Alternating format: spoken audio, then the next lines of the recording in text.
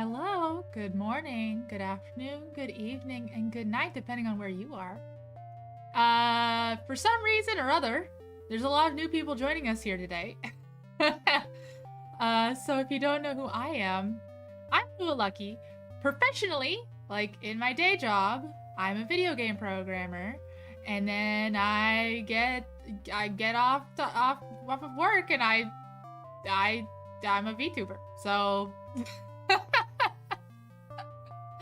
let me know if the audio levels are good and all that jazz. But hi, I'm so glad to see you here. Anyways, if you didn't know, we're going to be making a little video game today. So, if you haven't already, click the link in the description to go open Scratch, which is the game engine we're going to be using. You might have heard of it in the past, or I don't know. People talk about Scratch a lot because it's very accessible.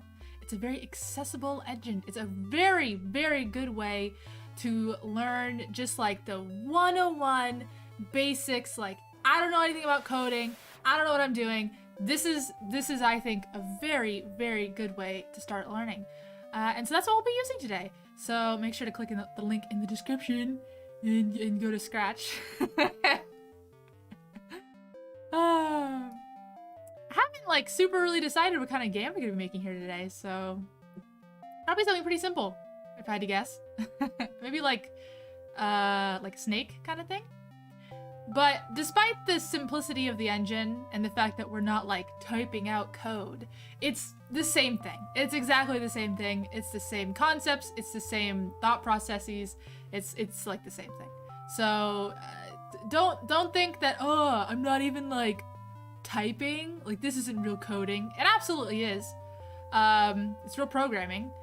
And so yeah, let's just get right into it, right? So can you see my cursor? You can, sure, perfect.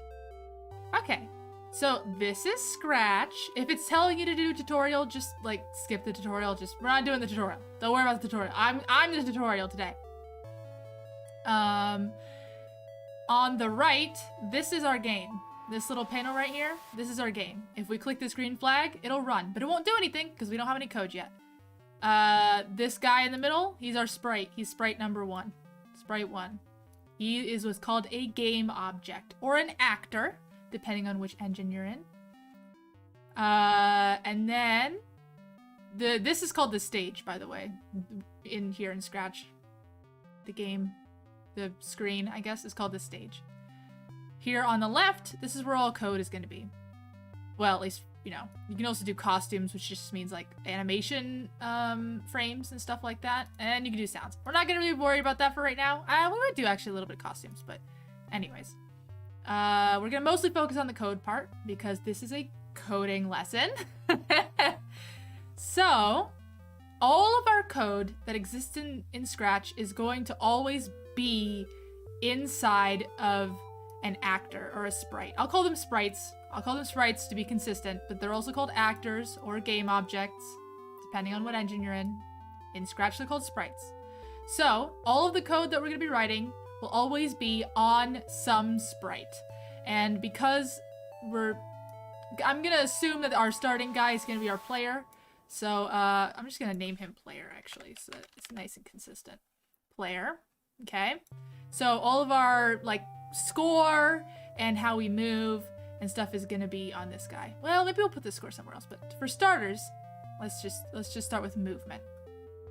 So over here in the coding section, you'll see that we have lots of different colors that we can choose from. The most important of which being when green flag clicked, which just means when the game starts.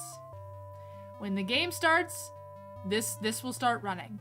And the way that this system works is that you string boxes together, and that's essentially like each line of code. One box is a line of code. But it's just kind of a lot easier to visualize in boxes. So, when the green flag is clicked, these are all called events, by the way, so most of these are like when blank happens. The next thing we need is control.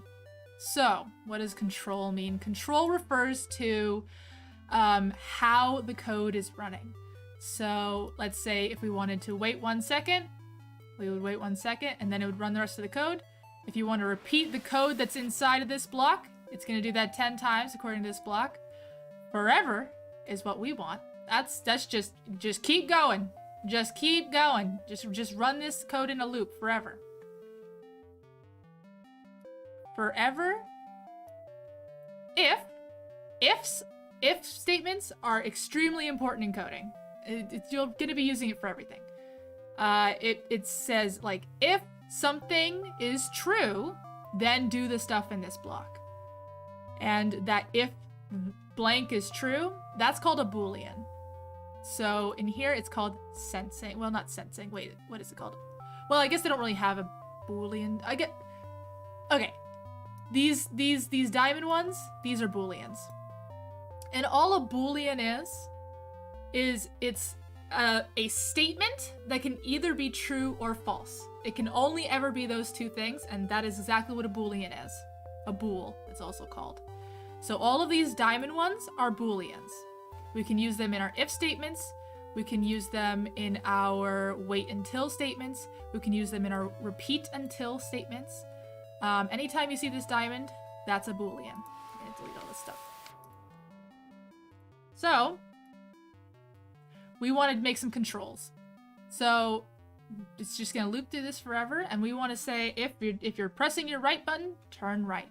So, sensing is for like all the inputs and stuff like that kind of stuff. If key is pressed, so if key is pressed, come on, go in there, come on, there we go. If key right arrow is pressed, then we want to, let's say, turn 15 degrees. Okay? So now let's run our code. Let's see how it works now. Can you hear me? Can you hear me smashing my right key? It won't do anything else. We haven't done anything with any other keys, anything. He'll just keep spinning around in a circle. Oh, look at him go. Beautiful. Simply beautiful. We're creating art here. This is games are art. I don't know if you knew this, but games are art. And we've just created a piece of art here, all together, all of us. I hope you're proud. See, you're already learning stuff. And what's happening here is, your brain expanding. What's happening here is, let's say we didn't have this forever loop, okay? Let's say we forgot that. Let's say we're like, oh, if I press my key, then blah, blah, blah, okay? When we press this, it would just say, is the key down? And then it says no, and it's done. It would never check again. Computers do exactly what they're told. They can't, guess what we're thinking. So they only check it once, and then it's not true, so it just finishes. But as long as we have our forever loop there, it'll just keep checking over and over and over again. Most things in games are exactly like this. In Unity, for instance, this would be the update function. And basically this works that it's checking every frame, probably. So every frame is checking to see if the right key is down. And if it is, it turns. Is that clear? I hope that's clear. I wouldn't say I'm a particularly good teacher. Next, let's do another control. I want to go forward. Please let me go forward, game. So we have another if statement here. Another key being pressed down. I want to go forward if the up key is pressed. Okay? Motion. We go back to motion. This will control the motions of any of our sprites. And we want to go forward. Move. 10 steps is a lot of steps, I think, but let's try that out. Oh, 10 steps is nothing. It must be like 10 pixels. Now I can move. Look at that. I can only kind of move in one direction. I feel like, did you know that like UPS trucks can only turn left or turn right? So they have to like loop around the street. I feel like that.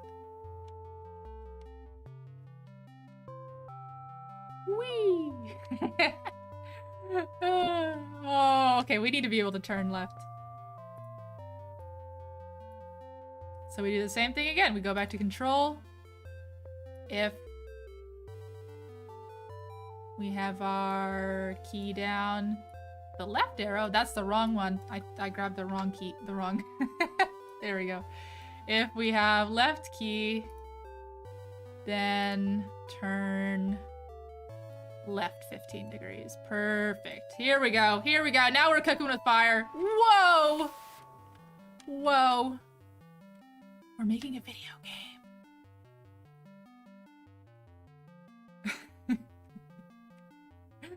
Oh, let's do this.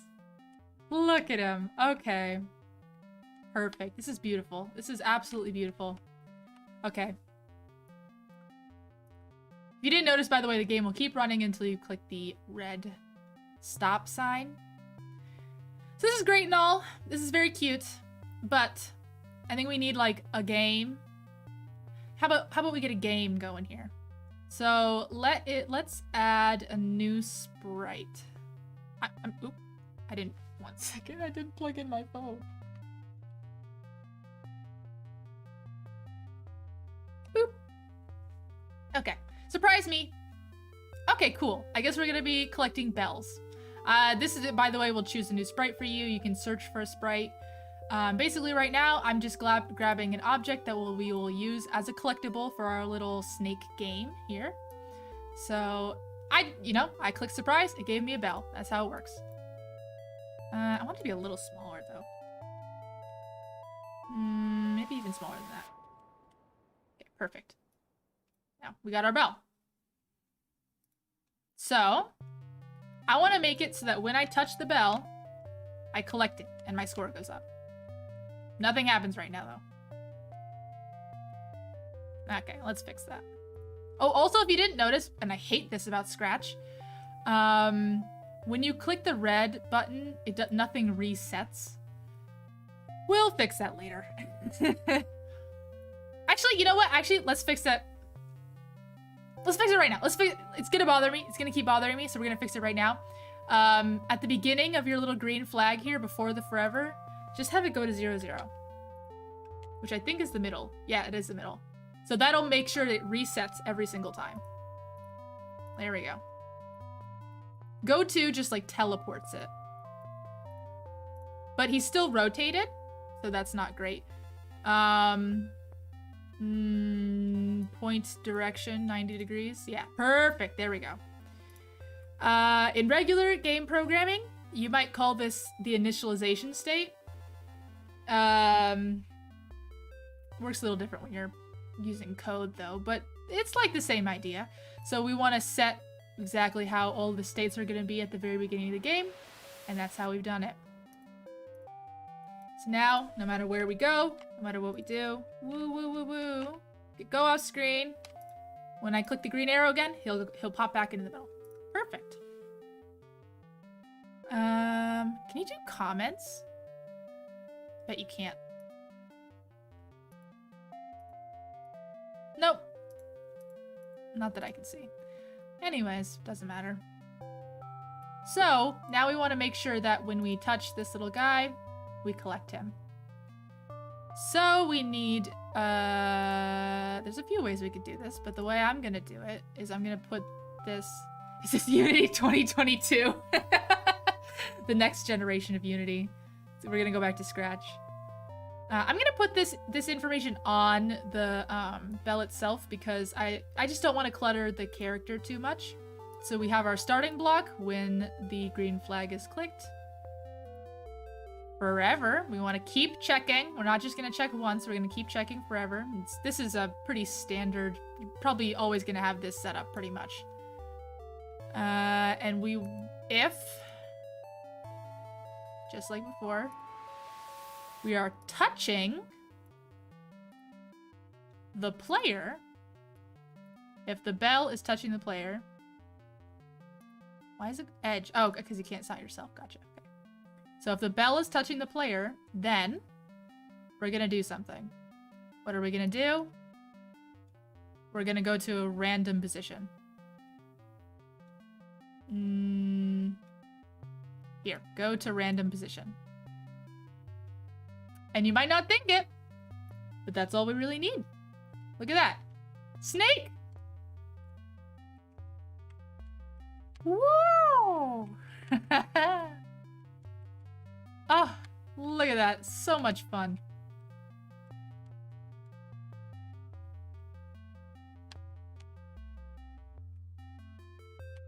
Whoa, look at him go. I'm just having too much fun with my own game. I'm sorry. I actually really like Snake.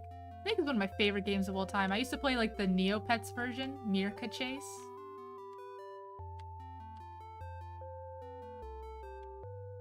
Whoa, okay, enough. I just wanted him to be back in the center. So, is there a way for me to have text on the screen? There certainly is. And it's in looks. Okay.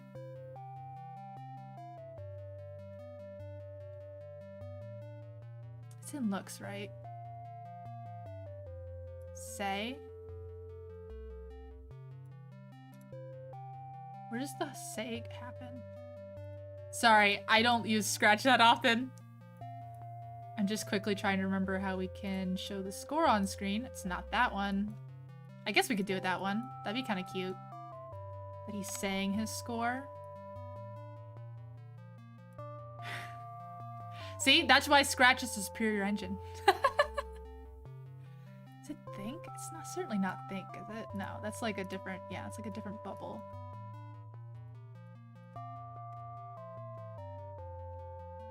There's one of these things here. We'll show text on the screen.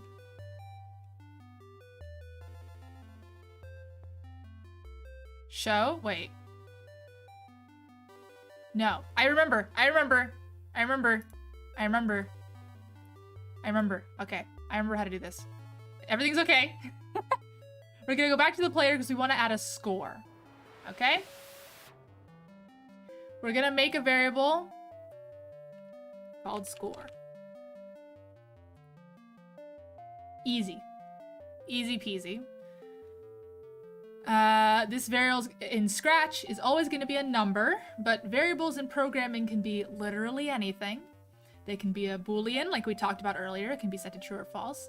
It could be a word, which is called a string in programming. You know, a word or a sentence. It could be a character, like an actual, you know, the letter P or something like that. It could be literally anything. It could be like a whole object, you know. It could be a database. It could be anything. But in Scratch, it's a number. It's always a number. So, at the beginning of the game, we want to set our variable score to be 0. Because if we don't do that, Scratch will just keep our score going. It'll just not reset it. So we need to initialize it. That's a fancy word I said earlier. We need to initialize it to 0. And it will say the score up here at the top, just by default. I spent all that time looking for where it would show it, and turns out it just shows it automatically. But, obviously, we're not doing anything with the score yet. You know, the score doesn't change. But, easy fix. We go back into our Bell actor, or sprite, and we say, when you touch the player, not only do you go to a random position, but you also change the score by 1. If we wanted to change the score to be 1, like, if you touched the bell, you would lose a point, we would just say change the score by -1.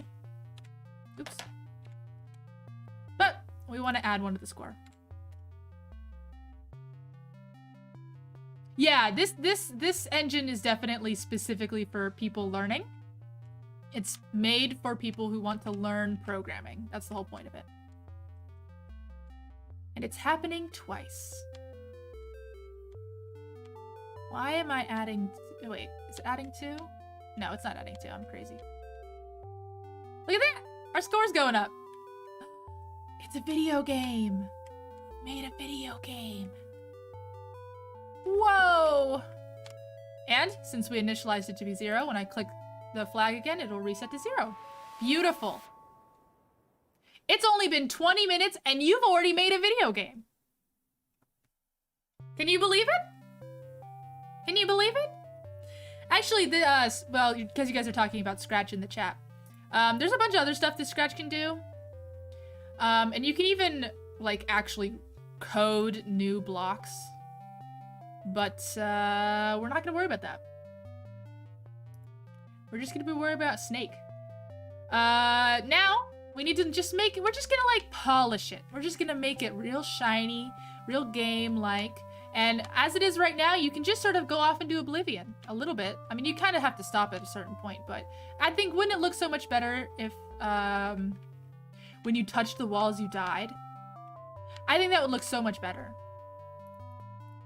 So, let's go back into our player script, and we have all of our controls here. We're gonna add a new one, another if. Make sure you're putting it outside the other ifs, by the way. It's very easy to accidentally drag it to be inside one of the ifs, but we want just like a chain of ifs. So, if, and we want to grab our boolean, if we are touching the edge, then what do?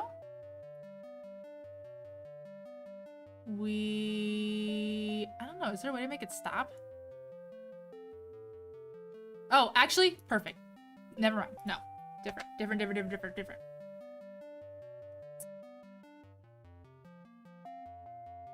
Actually, will that work? I'm trying to think of a way to make it not go towards the edge, but...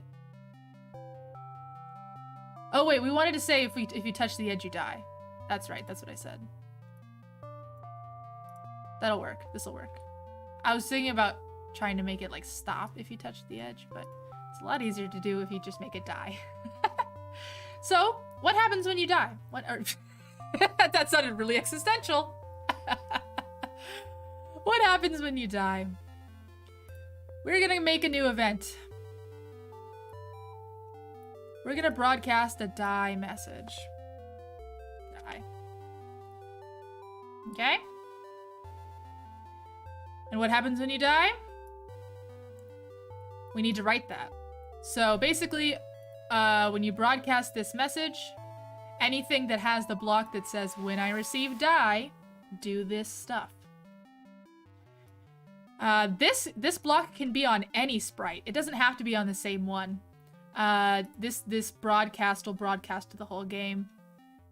But specifically, we're just gonna write it here. This is kind of analogous to calling a function. So we're essentially right now writing a new function. And what is a function? A function is just a list of code that is segmented off separately that we can just call in a bunch of different places. So there's going to be a few different ways that we can die. So we want to have die be its own function so that we can just call it instead of having to rewrite the code every single time. We don't want to have to do that. So when we receive the die message, when we call the die function, essentially, what do we want to do? We want to set the score to 0. Sorry, buddy. You lose. Well, I mean, everything is just telling a computer what to do. But when you're writing your own function, this is us writing our own function. So we want to set the score to 0. And we want to go back to 0, and we want to point. So we're basically just resetting the character to be back in the middle. Make sense? Let's try that out. Boop. Whoa, look at that. You died. Boop.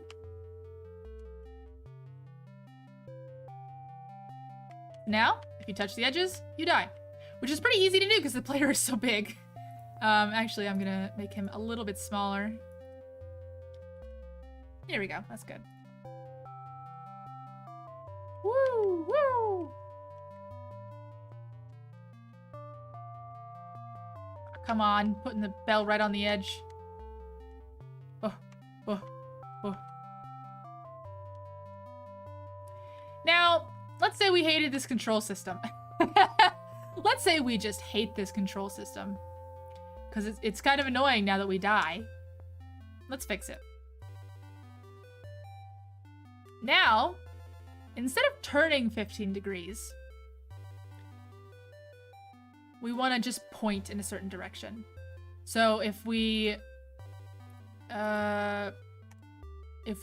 press the right arrow, we want to point at 90 degrees, which is exactly to the right. That's what that means, 90 degrees to the right. This would be 0 degrees, this would be 180 degrees, this would be 720 degrees, I think. And then we want to move forward by 10 steps. And we're going to replace and then we're going to replace the up arrow forward when pressed. We're going to replace that with point at... Oh, look how handy is that! Oh my gosh. I love Scratch. Look at that. That is so helpful. And the same thing for left.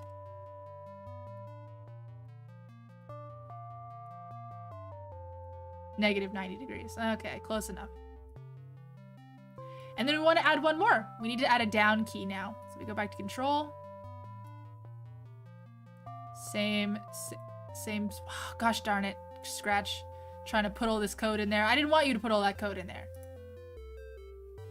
So if down key is pressed. Yeah, I mean, Unity is a lot more complicated. That's why we're using Scratch. Motion. Point at 180 degrees. And move forward 10 steps. Now... he goes upside down, but he gets there. He gets there. It's close enough. Now we move exactly like Snake. Oh, and I can't get the bell. Scratch! How dare you?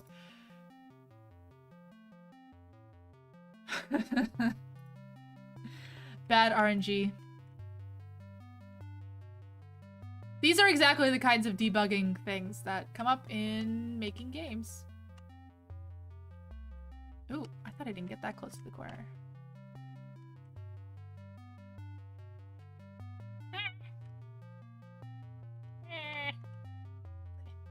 Here we go.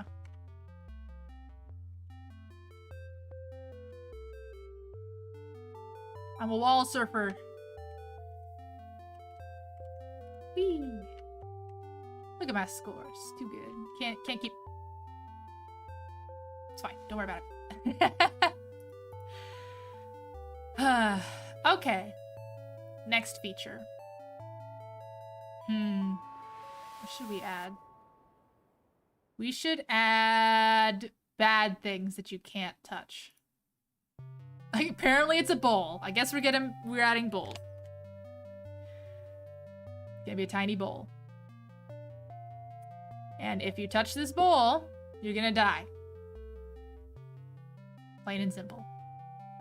So, we need to add a when flag clicked, just like we always do pretty much. And a control block called forever, so you just keep checking forever. If we add our boolean, touching player, the implication being if me, this bowl, is touching the player, then we broadcast die. Very simple.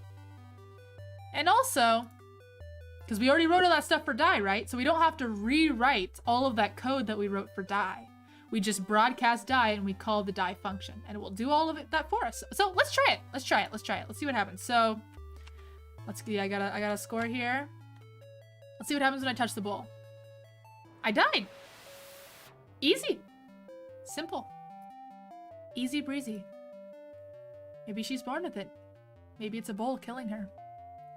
So, when we touch the bowl, we don't want just the bowl to just sit there. That's far too boring.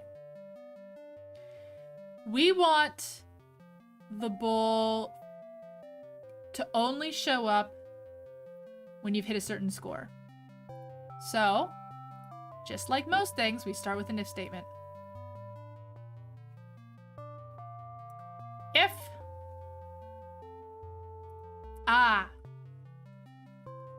My favorite part. Operators. Boolean operators. So, what does that mean? Or comparators, I guess you can call them. When we want to compare two values, we use an operator, or called a comparator. And that will give us a Boolean output. So in this case, I want to say if blank is greater than 3. Actually, I don't want this if in here. If blank is greater than 3. Actually, no, sorry. I'm backtracking a little bit, and I feel bad about that. We want to do this before the forever. And instead of using an if statement and like looping forever, we're going to use a wait until, which is exactly what it sounds like. It will just wait until the Boolean statement is true, because that's what we want anyways. Basically, the idea is we're going to hide this. We're going to hide the bowl, and then we're going to show it once we have a score of 3. So, yeah, the thing about programming is that it really doesn't matter what language you're using. The ideas are always the same. The programming fundamentals do not change between languages. Every programming language has Booleans. Every programming language has functions. Every programming language has variables and initialization.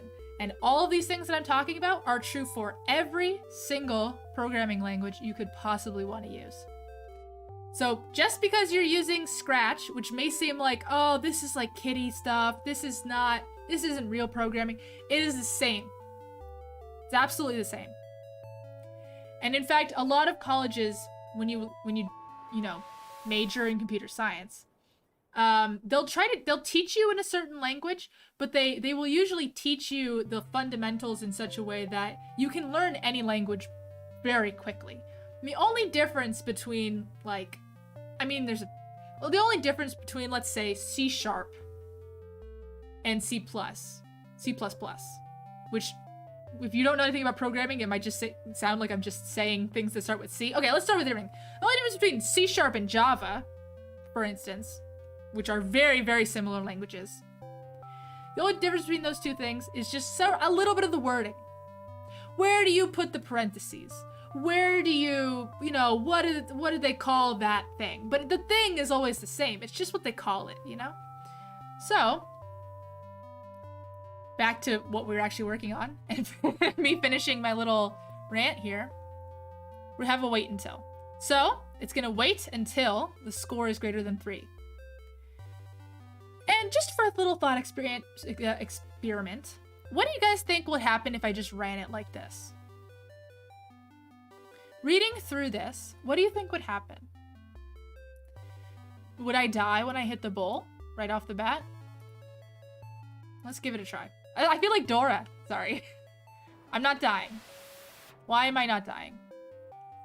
I'm not dying because we haven't hit a score of 3. So the code right now is stuck. The code is stuck right here. It's not even checking to see if it's touching the player. So I can touch the bowl as much as I want. I'm not going to die. But if I then get a score of 3 or higher, then if I touch the bowl, I'll die. Because we hit the score of 3 and we kept going. And then it started doing this little forever loop.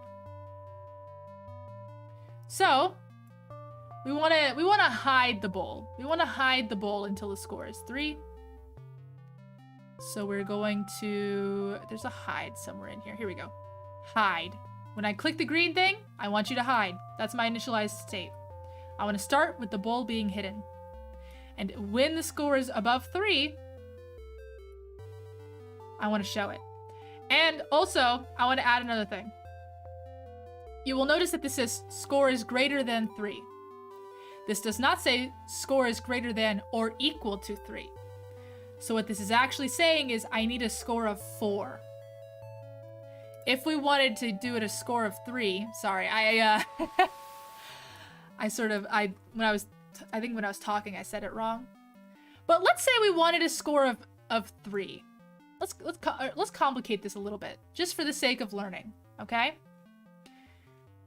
I'm gonna use a Boolean, a little fun Boolean thing here, called, or actually not and, sorry, or. or. If the score is greater than 3, or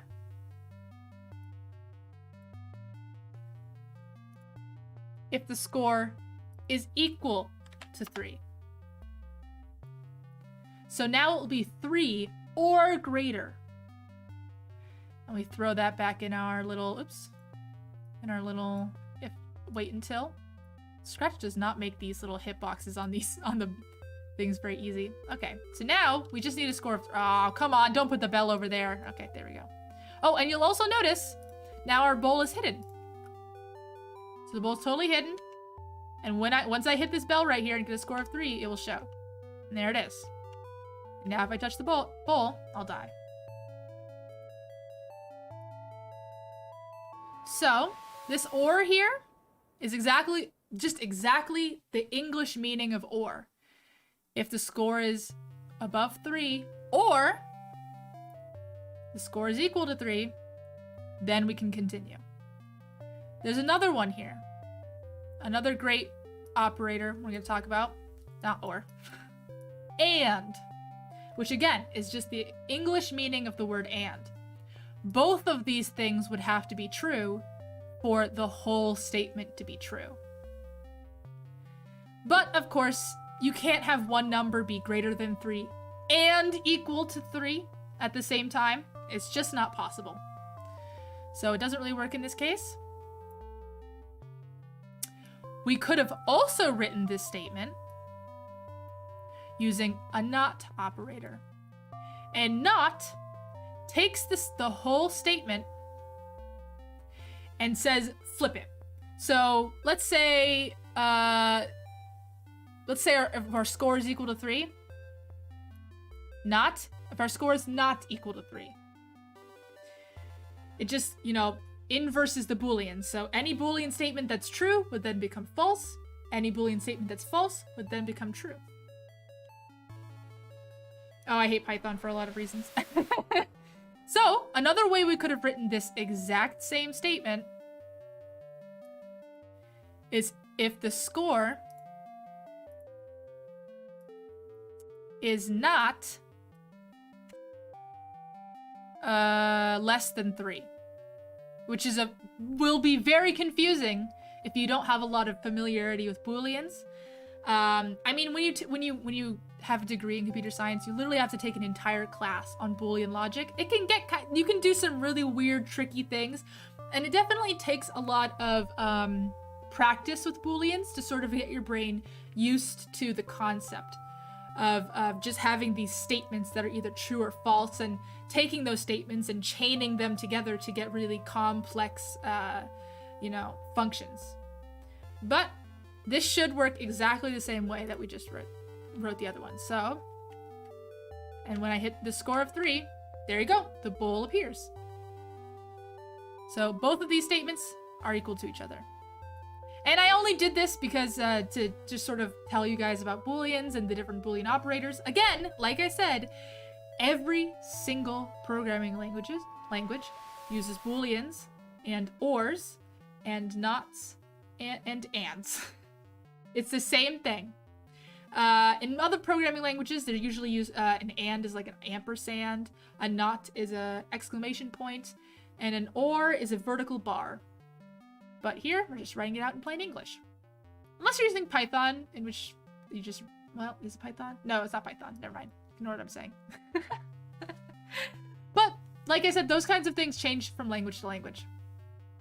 But these are just the absolute fundamentals of programming. Okay, yeah, I was wondering why the bowl didn't disappear. Anyways, just gonna delete this. We don't need it. So we've got our fancy bowl here. Let's say I want to just spice up the bowl a little bit more. I want to give the bowl a random position when it shows up, okay? So now, if I play this, once I hit 3, the bowl will go to a random position. And in fact, let's take it one step further. I really don't, why?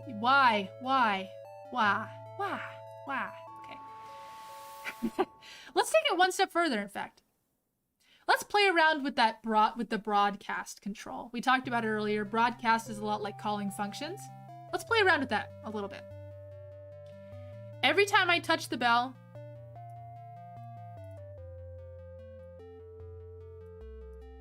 I want to broadcast a message called point. Point. Just means I got a point. And in fact, let's define what happens when you get a point over here. So when I receive point, the score will go up by 1. Okay, we did that before. Now, let's call point from a different place. Or let's receive a point function from a different place. So, within the bowl sprite, if I receive the point broadcast message, then I want to go to a new random position. So now what'll happen is every time I touch the bell, oh wait. Maybe this will be a little bit too complicated of an idea for right now. But think about what would happen if I did this right now. If I played this right now, how would the bowl work? The bowl would go to a random position, even if it's hidden. So, for instance, right now the bowl is like here or something. It's about here. It's hidden, so we don't really know, but it's about here. And even though it's hidden, it will go to a new random position. Does this matter in our game? No, it doesn't. But it's something to think about. So in fact, every time we do this, so there, the bowl went to a new position. Check the coordinates here. Bam, the bowl went to a different position. Bowl went to a different position. And there, at this new position, we also got 3 points. So the bowl showed up. This is not a bug in our game the way that we made it, but it could have been. Let's say even if the bowl was hidden, if you touched it, you would still die. This is the kind of thing that you need to think about. This is the kind of thing that I think about on a daily basis as part of my job. Where could bugs be coming from? What did I not think about when I was writing my code that is causing this bug, this unexpected behavior? That's all a bug is unexpected behavior. So, it doesn't really matter. We can keep it this way. But let's say we didn't want to keep it this way. Let's say we only wanted it to move it when it's shown, right? We would have to create a new variable. Can you make a variable per? Huh, I don't know if you can. Wait. Oh, here we go. Yes, perfect. Okay. So this new variable is going to be only for the bowl sprite. Okay? And we're gonna call it shown. Or what's a better word for that? Variable naming, by the way, is a whole other thing. You can name variables anything you want as long as they follow, certain syntax rules, but really you can just name whatever you want. Shown is technically correct. Not hidden. Visible. Thank you. Visible is exactly the word I'm thinking of. Visible. So, this little visible variable is only for this bowl. If we had multiples of this bowl, it would be for each individual bowl, would have their own version of that variable. So, which is perfect, just exactly what we want, because maybe one bowl is shown, but one bowl is visible, but the other bowl isn't visible. So we don't want them all to share the same variable. So when we start the game, darn it. Wait, when I made this, oh, really? You can only have numbers? Okay, whatever. Ultimately, booleans are just zeros and ones. That's what binary is. That's why binary exists. It all comes back to booleans. It's full boolean circle. So we want visible to act like a boolean because you can only be visible or invisible. There's no other options. So when you're invisible, you're gonna be 0. Okay? Makes perfect sense. When you're visible, You're gonna be 1. Easy. Easy peasy. What does this variable do? Absolutely nothing. This variable just stores the value that we gave it. We gave it the value 0, then we gave it the value 1. And you're probably thinking, well, why? Why do I care? Why do I care about this value? It's not doing anything. Well, now we can go down here into this other function, and we can use that variable. So, if... come on, Scratch. If... variable... Wait, no. So basically, if the variable equals 1, then we want to go to a random position.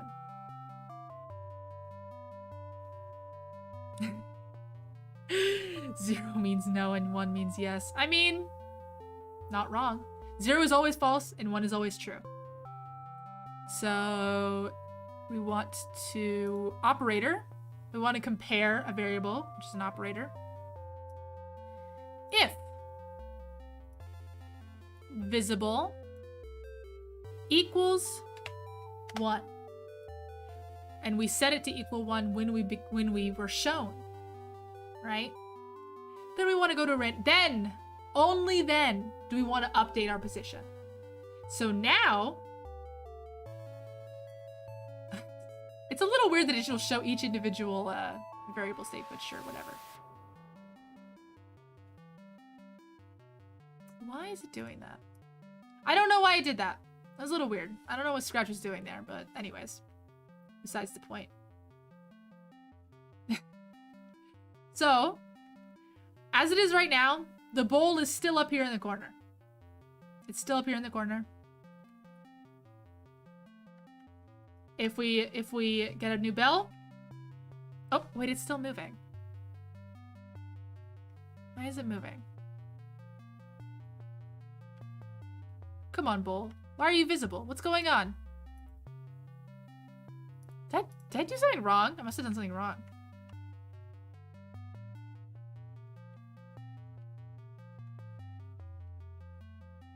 No, I didn't do anything wrong.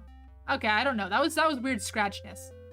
We might have initialized something incorrectly, or I don't know. But I think my code is sound. But you can see here the bowl is not visible because we haven't gotten here yet. We're still in the waiting until. And you'll notice that I touched the bell and the position of the bowl does not change.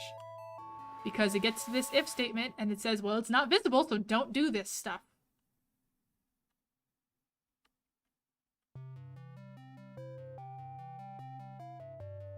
Why not call the point function when you show the bowl for the first time? It will still go to a random position.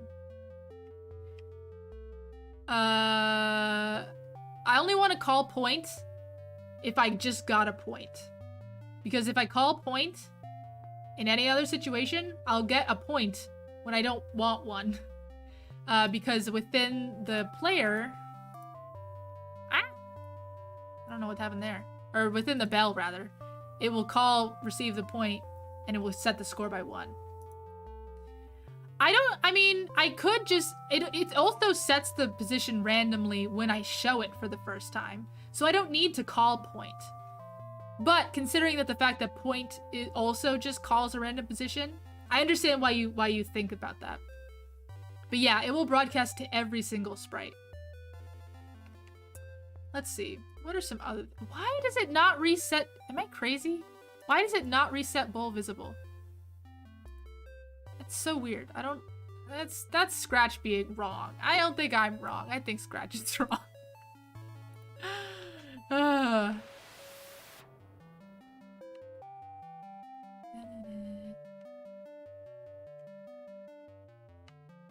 Touch the bowl, die. Touch the bowl, die. Now here's a bug. We've already come across a few bugs. The positioning. The positioning of these objects is kind of messed up sometimes, and it will be in places that we don't want it to be because we use the go to random position. Let's say that's not exactly how we wanted to do it. We don't want to use Scratch's go to random position. We want to be able to set where it's going a little bit more precisely than that so that it doesn't go into these corners that we just can't reach. Instead, we're going to use go to XY. So hard to reorder blocks. And we're going to delete go to random position. Now, if we were to play it as just right now, it will always go to this X and this Y. It won't change. It will always just teleport to the same position, which is the position it's already in. And guess what? Look at that. Look at this. Look at this ridiculousness. So, because it doesn't change positions, every single frame, we're touching the bell. So every single frame, it's calling point. And when it calls point, it sets the score up by 1, and it moves the bowl. And then what happens when we're restarting there? That's because the ball happens to teleport where the player is. And we're losing. So if you watch the score this next time. Score's going up until the ball accidentally touches me, and then I reset. Yep, and that's exactly what's happening. So, we don't want it to always just go to this point. That's not what we want to happen at all. We want it to go to a random point. But if we just say random point, then it will start putting it in all of the random places that exactly we didn't want. We didn't want that. Oh, if on edge bounce. Oh, that's right. That's what that was. Okay. Anyway, sorry.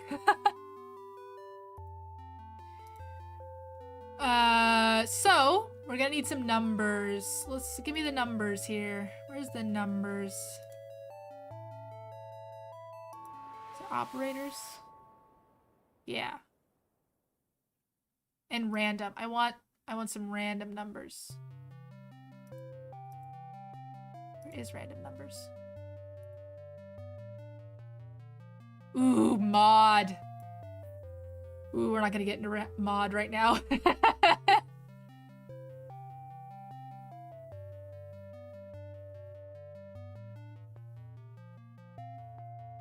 X position, which would be its position right now, and Y position would be its Y position right now. But that's not what we want.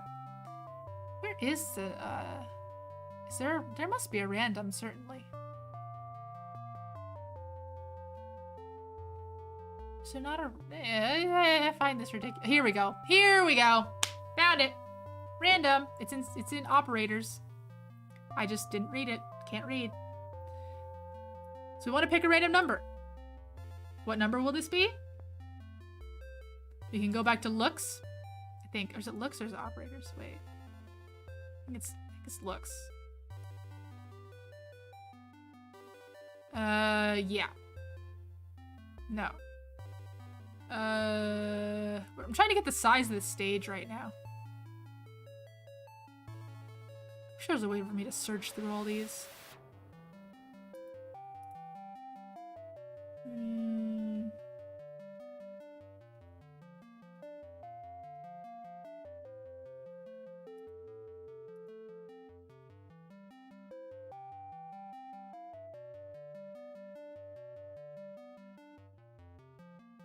By the way, this is a lot of programming.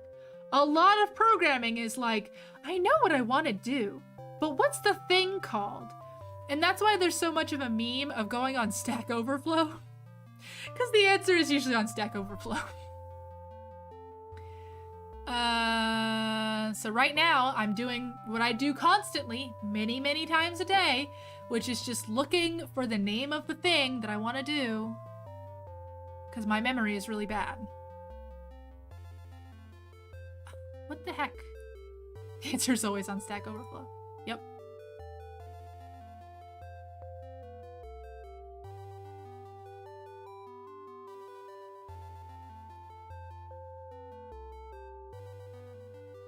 And I'm definitely not Googling it on this other computer I have. No, certainly not. Scratch. Stage size. Block.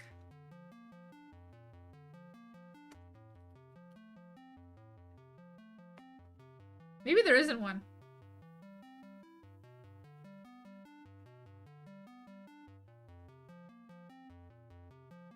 Okay. The answer is there isn't one. But Google tells me that the sage of the size of this well, whatever. Actually, it doesn't really matter if there's one, because we can find out the parameters of the stage because it's not changing.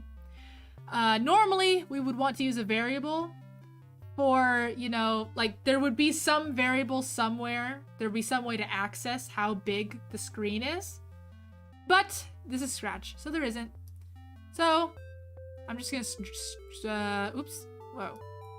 I'm just gonna drag the player over here. Oh, I can move this. Oh, good. I want to get that out of the way. So, actually, this is perfect. By dragging the bell to the corner, this will be the smallest number. The top, well, I guess down here would be the smallest number. Down here would be the smallest, like, number we want to use for this pick random. So, negative 205.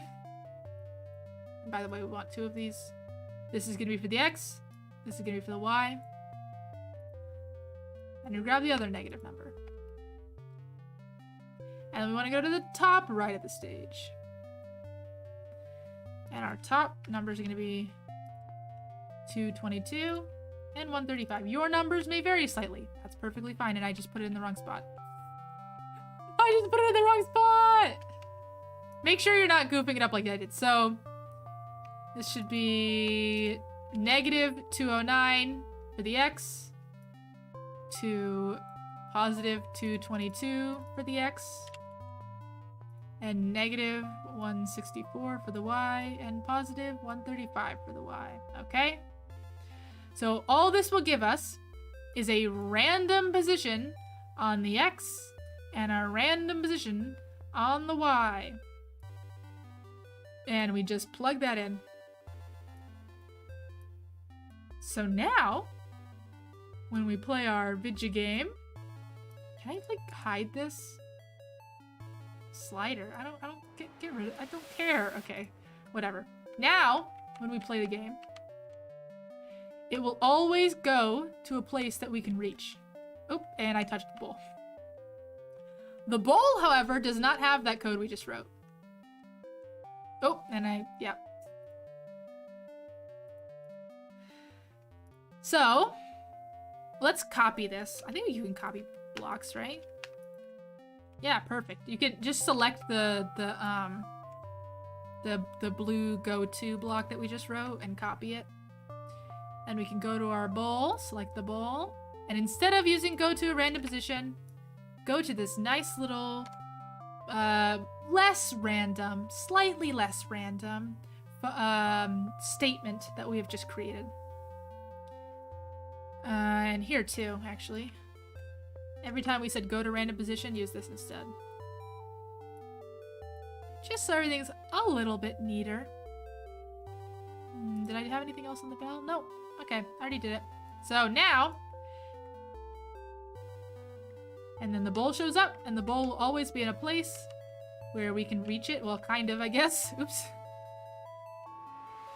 More or less. The bowl's not going to be off screen. Whee!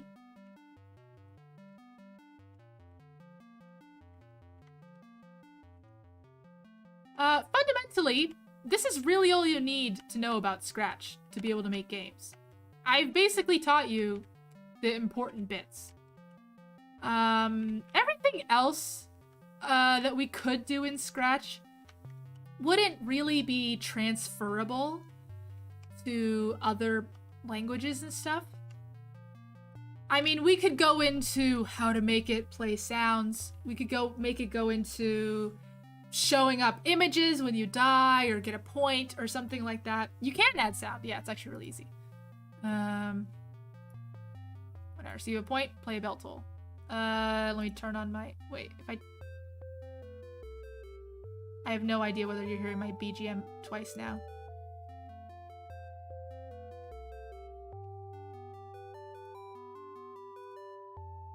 There we go, fixed it.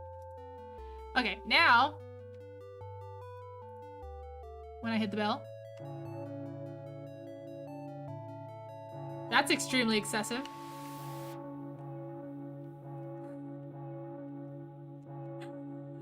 This is so silly.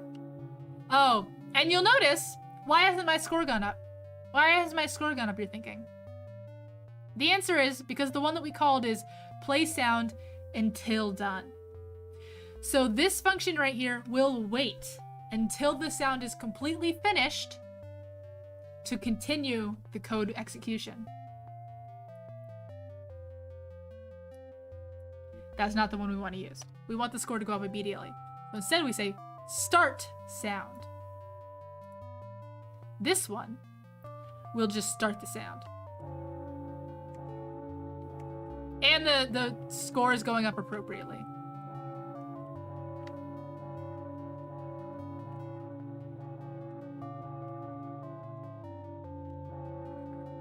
So stupid. Okay.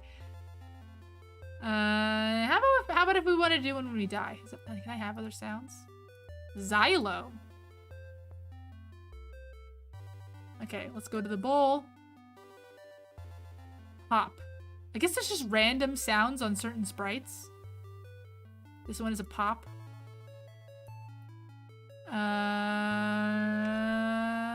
Okay, so when we die... Wait, on the player. I want to put this on the player. When we die... Start sound meow, apparently. Okay, I guess we're starting sound meow whenever you die.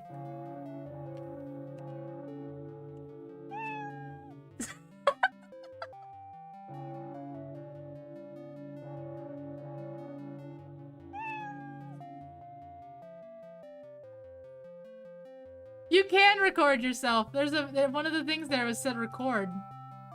No, I'm not gonna give you permission to start recording. Okay.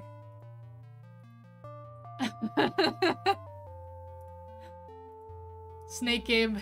Yeah. Bang. Meow. Bang. Meow. Okay, this is ridiculous. This is ridiculous. But you get the idea, right? Maybe let me look at some other clones. Let's talk about clones.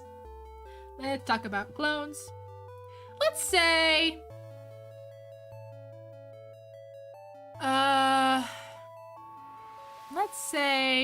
perfect. This is a little bit complex. This is a little level up. Are you guys ready to level up? Do you feel prepared? Do you feel like you kind of understand what we're doing? Do you have any questions? I should have noted you can ask questions this whole time. I will answer them. I see that I'm reading the chat actively. So, Roblox oops sound.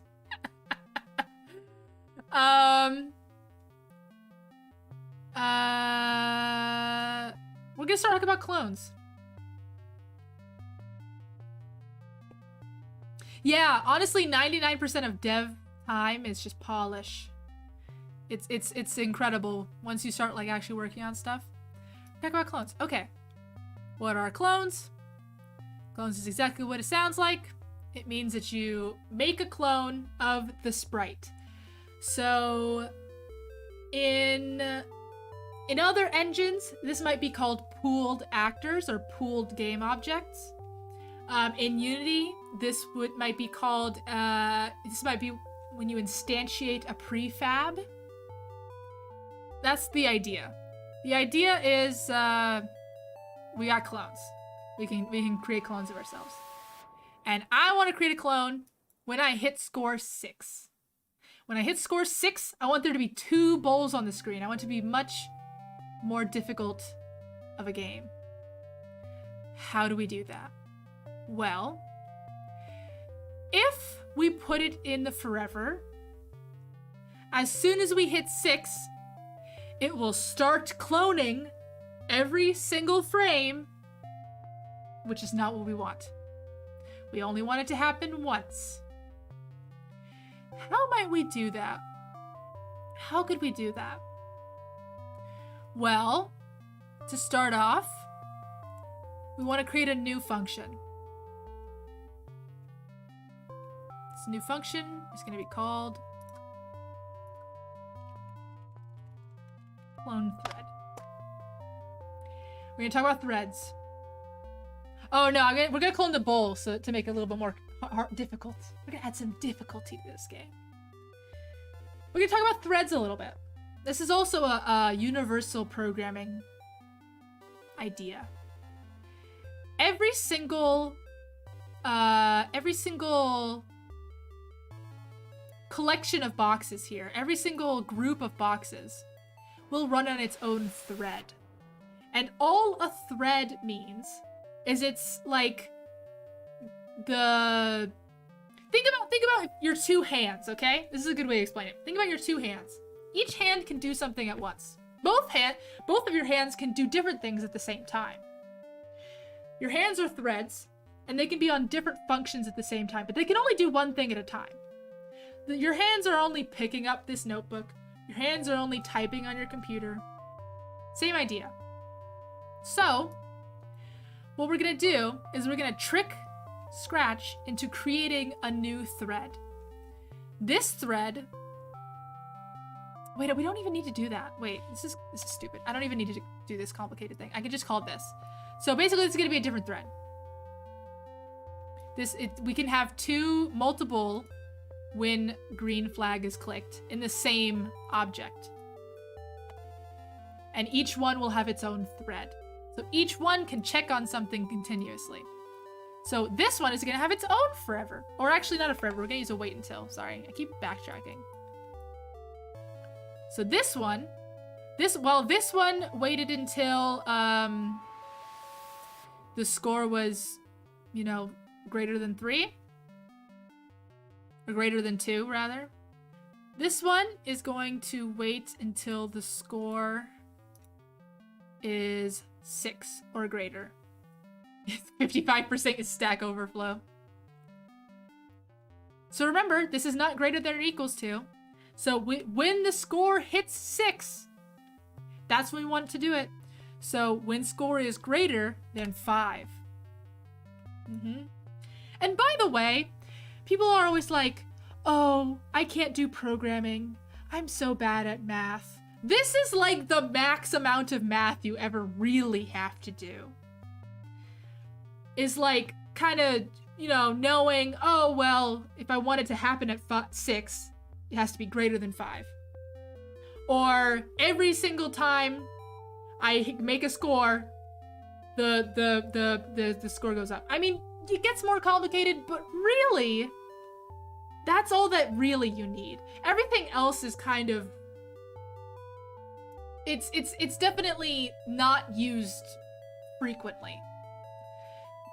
The most really you ever do on like a second-by-second daily basis is this kind of stuff. The operators and incrementing, so like adding 1, subtracting 1 every time.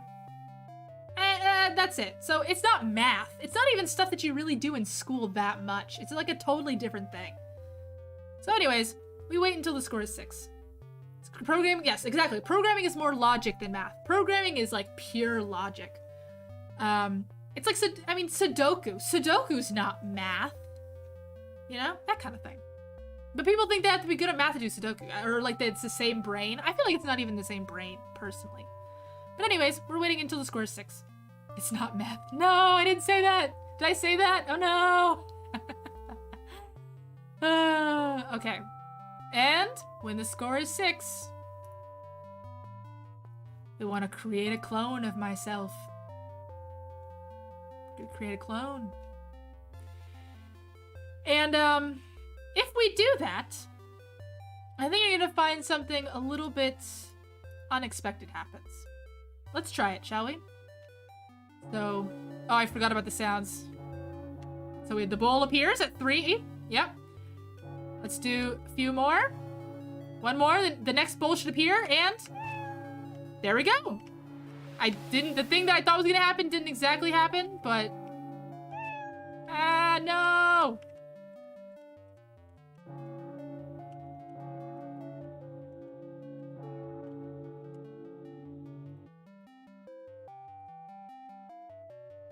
Oh, and by the way, you might notice that the bowls don't disappear when you die.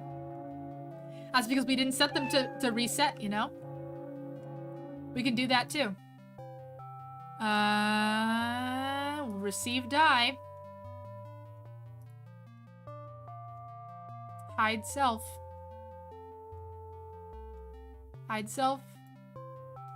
and clean up any clones we had.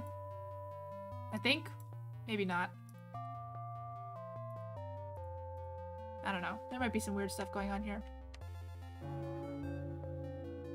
Well, okay. Actually, since you guys talking about 3D graphics, I just wanted to go on a little bit of a rant. A little quick rant.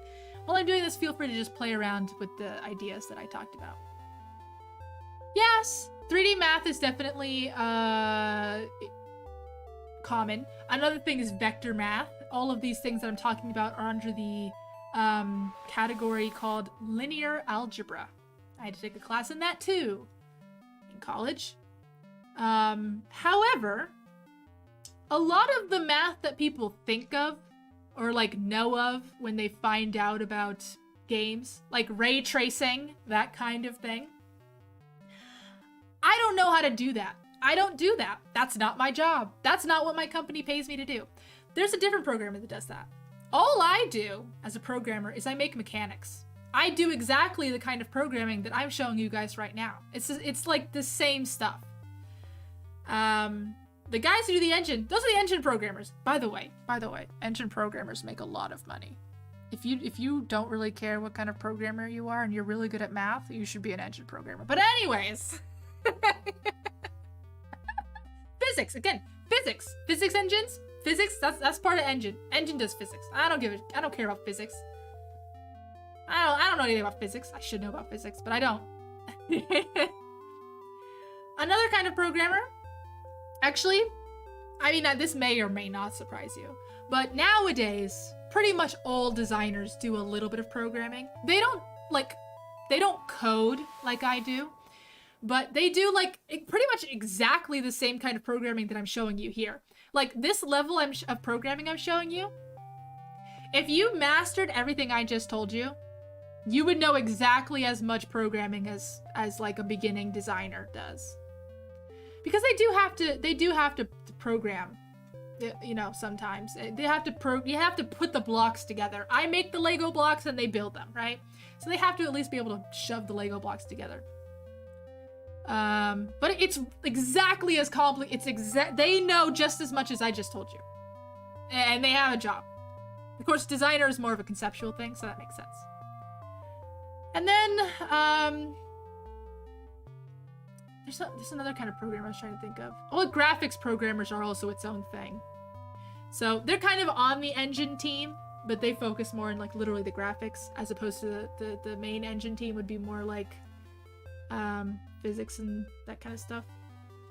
And the game loop and the actual, like, just getting a blank screen to begin with, you know?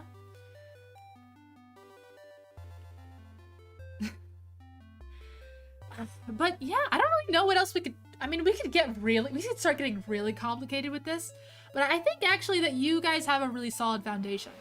I mean, think about all the things that I've just shown you. Let's look at some of the blocks that we didn't use, but we could have. Let's say there's a lot of stuff to do with the mouse.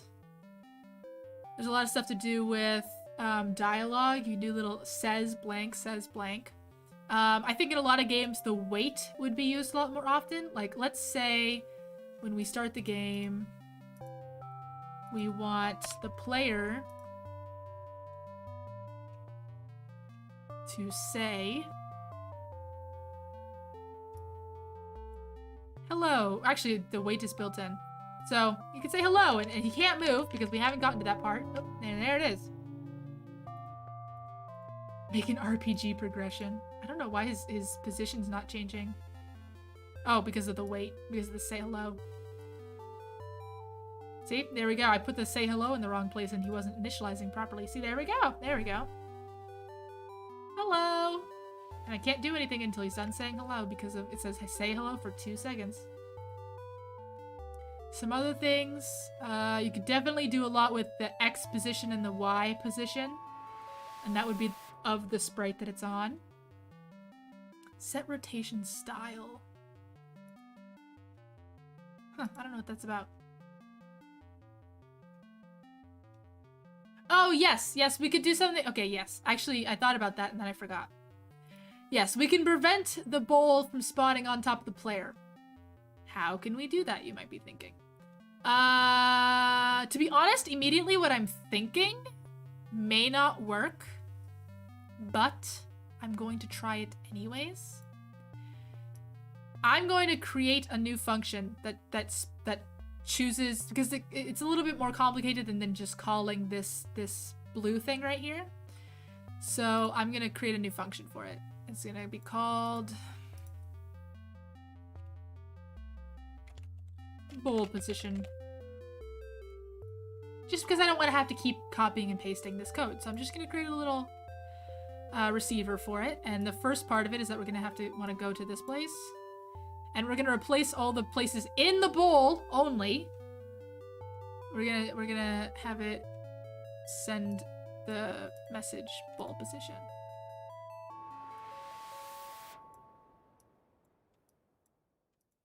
Delete. Okay, so I replaced all of the instances of go to position with calling bowl position. So as it is right now, it'll work exactly like how we wrote it the first time, and I forgot about to say hello. Oh, and the bowl spawned on top of me, so I reset. Or what happened just there? Where did the bowl go? Oh, because I died. Oh, we didn't finish this. Just delete that. We didn't finish that off. By the way, what was happening was, when I died, the bowl was hiding itself, but it was still in this for loop. It didn't reset this. So in fact, actually this should be... It would be a little bit more complicated to do this, but I don't really feel like doing that. Instead, we're just gonna delete that stuff I wrote about the when die. Hide yourself. So, I don't know if this will work. I'm just gonna try it really quick without talking about it too much, because if it doesn't work...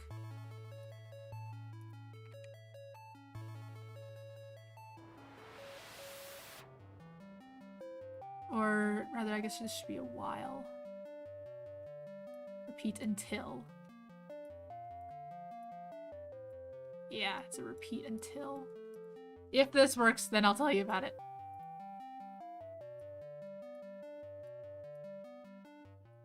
Okay, let's try that. Hello?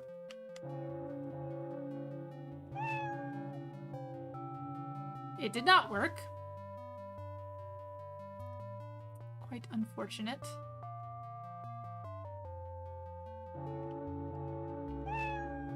Yeah, no, that didn't work. So, what do we want to do? We want to...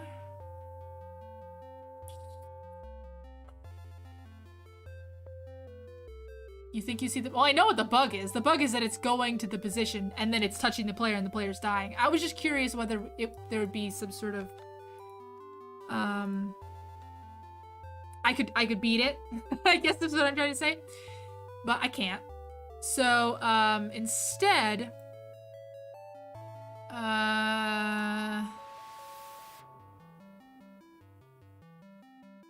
Actually, wait. Can I undo what I just did? Nice. Okay, perfect. Here's what we're gonna do. This might seem a little hokey. Normally, if I was in any other program... Did I write repeat until touching player? Oh, I did. That explains a lot. Did the not go in there?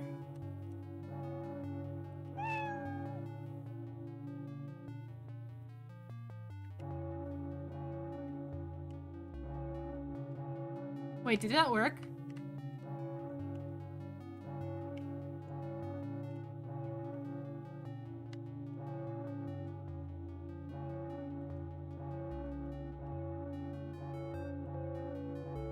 Oh wait, I think I did it.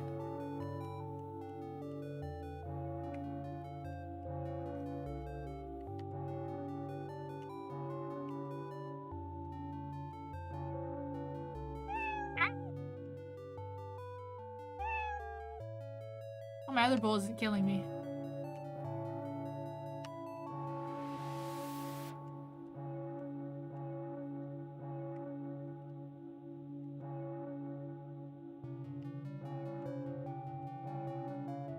By the way, the number of bugs I have on a daily basis that's just me forgetting to say not boolean is a little bit too frequent, to be perfectly honest.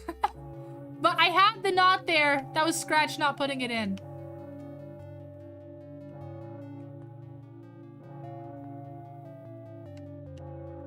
Oh, it's working. Nice. It actually worked. Ah. It was Scratch. I mean, I didn't read it right, but...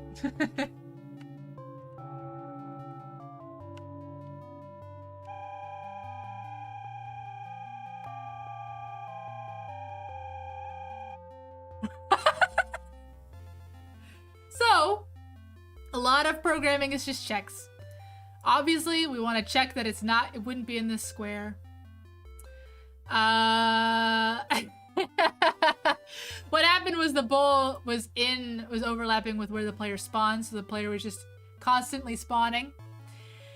Actually, this exact problem we're dealing with of choosing a random position is a very difficult problem. It's a pretty common one, obviously, in gameplay programming, but it's a really, really difficult problem that is not easily solved. And with that very unsatisfying ending, I feel like, I mean, we could go on, we could literally keep going forever. I could somehow figure out how to make it so that it doesn't overlap with the player. I could add more obstacles. I could add more bells. I could add more bells and whistles. But I don't think... I didn't actually repeat... Okay, I didn't actually explain this. What I did, which apparently works, is I said, yeah, pick a random position. And if it's touching the player, when you go to that random position, pick another one.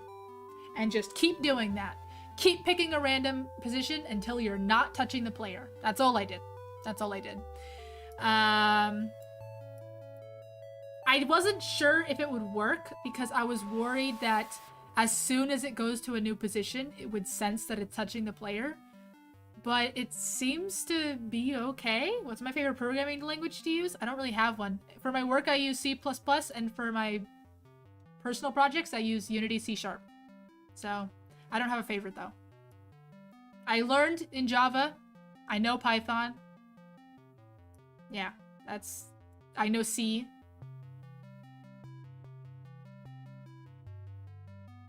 Yeah, I guess it doesn't compute the change until the next frame. Well, I don't know. I'm not 100% certain that this fix actually works, but it kind of seemed to, didn't it? But yeah, these are the kinds of things you play around with. Ooh, timer. Timer is something that you would definitely get a lot of use out of. I wonder if... How does it use timer? I'm just curious. I just want to go through the blocks and kind of look at what's going on here. Wait until... Timer. Where did that timer go? Sensing. I want to reset the timer at the start. And then wait until the timer is greater than... I'm assuming it's seconds. 5. Oh wait, let's do this in a different... Let's do this on the player. Ah!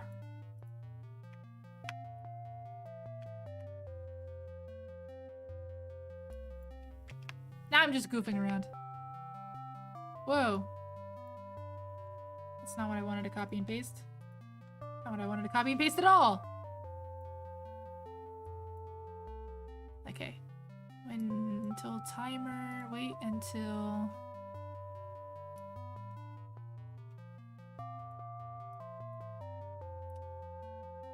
How would we stop the bull from randomly appearing? Oh, by the way, there's more than one way to do everything in programming. Everything. There's very few things, unless it's like a very, very, very, very, very, very simple thing. like adding 1. Actually, even adding 1 to a number, there's more than one way to do it.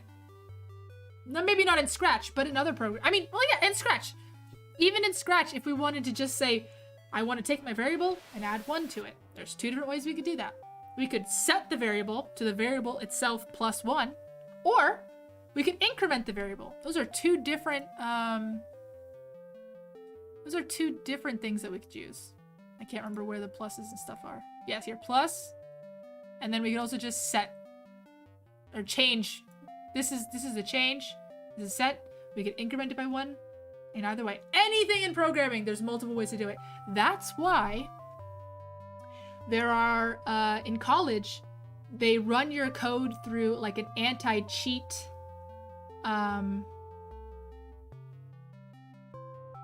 yeah, I would have explained, yes, you could put it invisible or not invisible. So, okay, that's the thing though, Kakushie. I don't know, like, as far as putting a square here, I'm a little unclear. It sounds like, for Scratch, it needs to be, like, visible. Anyways, doesn't matter. Plagiarism detector. No matter how simple the program you're writing is, every single person's going to do it differently. So your professors and your teachers in the school can detect plagiarism the same exact way they detect your writing style. Because everyone has a programming style. Even if it's just down to the way you name your variables, it's different. What do I do if I want an object and randomly go to a certain point? Is make a while loop and make 2 new variables and randomize them until they are not the same as that point, then assign them? Yeah, but yeah, you could do that. So you could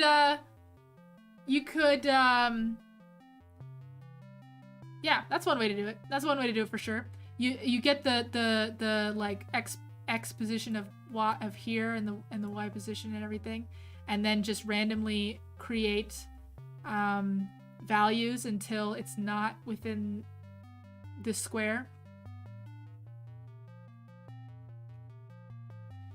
Lots of ways to do everything. Anyways, I want to look at the timer. I wanted to see how the timer works.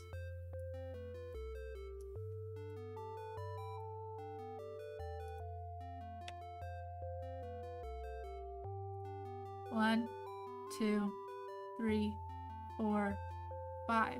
Yep, that's how the timer works. So the timer is basically just a variable that will just count seconds from when you say reset timer. I'm assuming if I don't put this reset timer there, it will just start at 0, 1, 2, 3, 4, 5. Yep, it just starts at 0 by default.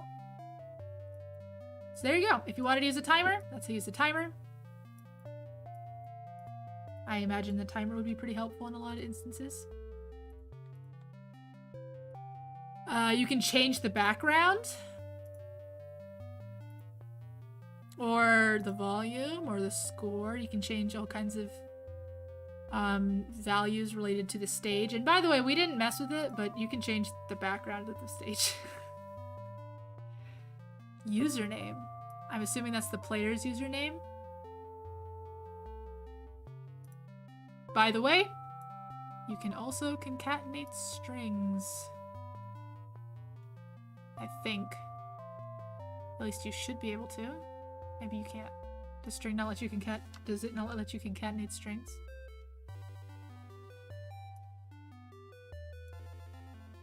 Sensing. Username. What will it do then? Hello? And then I don't have a username.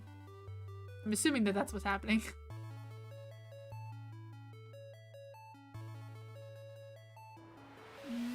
Current year, I don't really know what. Set drag mode. If I did this, I'd be able to move the player. Very useful. I think by default everything is draggable. Oh. Maybe because this is not a published game, but I'm assuming that the default is not draggable, and then you can set things to be draggable when you actually publish it, because when you actually publish things, you can't just drag them around like this. You have the X and Y position of the mouse, and mouse down, so if you wanted to create like UI, for instance. I think that there's a clicking on. Is there not? Oh, I guess not. Distance? Oh yeah, I guess you could do distance. Like, if your distance from the sprite is like 10, so you're like basically within the sprite. Touching mouse pointer? Oh yeah, so you'd be touching mouse pointer and mouse is down. Would be if you're clicking on something. That would be how you would simulate clicking on something.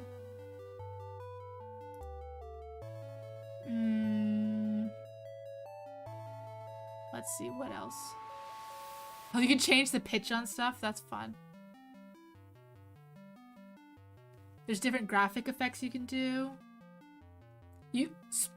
Animation! I forgot to mention animation.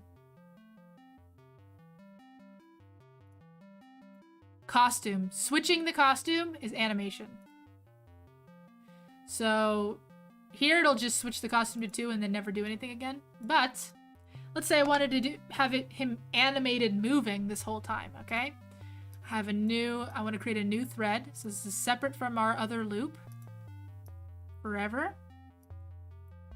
And have 2 weights, which I'm just dragging there for right now because it's a lot faster. Switch costume to 2.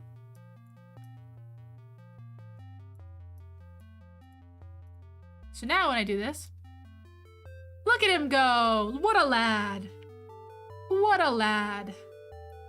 So, I just said switch costume to costume 1, which is frame 1, then wait 1 second, switch costume to costume 2, which is frame 2, wait 1 second, and just do that forever.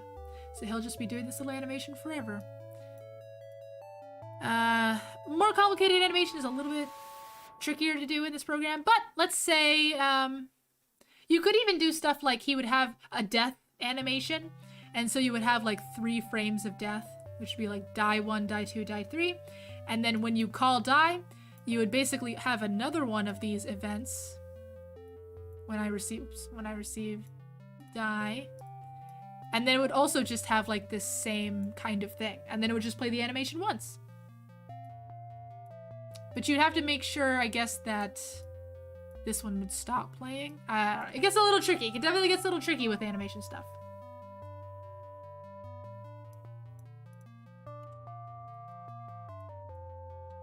So yeah, I think that's everything. Oh, here we go, join. Here we go. This is how you concatenate strings. So if I wanted to, say apple, banana, I guess. But if I had 2 variables that were like for instance, my username, hello blank, and it would say hello blank. That's what join is. Then length, and length is literally the number of letters in the word that is there. This is literally getting the character. So if character 1 of apple would be A. Mod is a little complicated.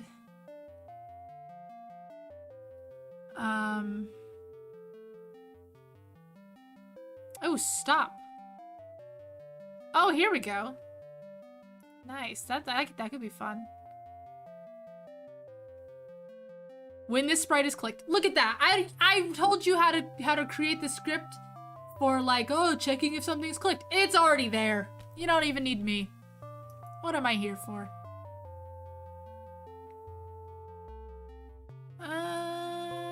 Oh, you can individually set the X and Y. That's helpful. Yeah, that's like everything. Oh, yeah, wait. I don't want to show visible. Yeah, see, there we go. I didn't need to see it. Just hide it. Don't care. Kind of weird that that the default is to show it, but I get it. This is a learning program, so I get it. Anyways, I have taught you everything I know, young Padawan. Star Wars. Anyways, yeah, you guys, if you guys make some little games with this, please, please, please send them to me, and I'll check them out. I would love to see the kind of stuff that you guys create. And yeah, you definitely play around with this. You can make some really complicated stuff with Scratch, by the way. You can go on, Scratch hosts all of the games that people have made and stuff, and you can check them out, and they're all a lot of fun. And I highly recommend doing so and maybe getting some inspiration. Yeah. I hope you guys learned something. There's consistently been a lot of viewers, so I hope you guys have just been, like, you know, playing around with Scratch this whole time and ignoring all the dumb stuff that I say. But yeah, I do all kinds, if you're new here, I do all kinds of game development stuff here. It's not usually, like, educational, I would say, but, yeah, I do all kinds of creative stuff. I play some games. I'm really bad at video games, but I play them sometimes. So, yeah, thank you guys for joining me. I noticed I got a bunch more subscribers, and a reminder that if I ever hit 500 subscribers, I get a new costume. So that'll be fun. Yeah, in the near future, I'm going to be doing a lot of 3D modeling streams as I make my 3D model. Thank you for coming!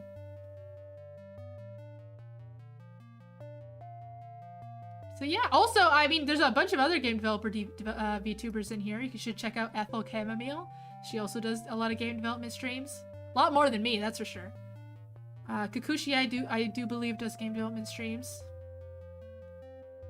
Yeah, I'm almost at 200 subs! Yay! Patchy, patchy, patchy, patchy. But yeah, I hope this was educational. I hope you guys learned a lot. Thank you guys for coming. R.I.P. Miku, be lucky. Thanks you guys for coming. Tomorrow I might do a gorilla stream where I eat Japanese snacks. Because someone sent me some Japanese snacks. And I want to try them on stream, because they're really yummy. And I want to share my thoughts. So yeah. See you guys, everybody. I hope you guys have a wonderful week. It's only Tuesday, but you can do this. You got it. You got this the rest of the week. You can do it. I believe in you. So goodbye. Bye. Bye, everybody. Have a good week. Get sleep. Bye-bye.